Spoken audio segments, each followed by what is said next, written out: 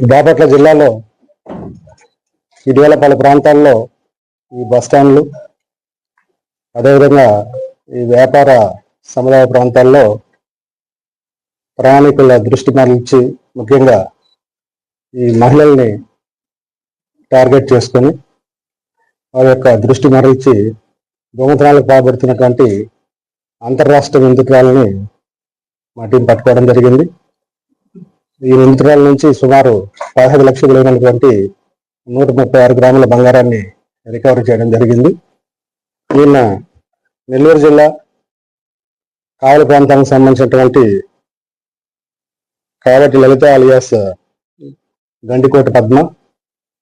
ఈయన నిందితురాలు గతంలో కూడా ఏపీతో పాటు తెలంగాణలో సుమారు 10 జిల్లాల్లో 17 కేసుల్లో నిందితురాలుగా ఉంది.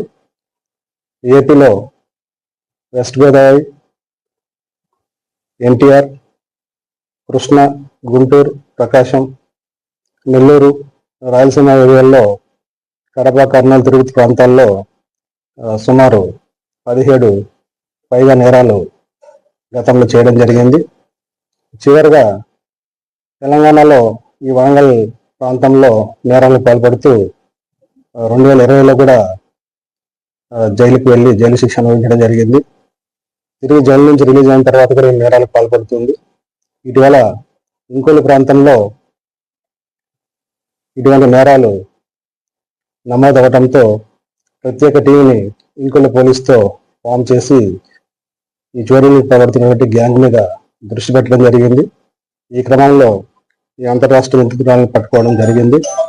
ఈయన ఇటీవల బాపట్ల జిల్లాలో ఇంకొల్లు, అద్దంకి ఈ టౌన్లతో పాటు నర్సరావుపేట, తుని పోలీస్ స్టేషన్స్ లో కూడా రీసెంట్ గా 5 చోరీలకు పాల్పడడం జరిగింది.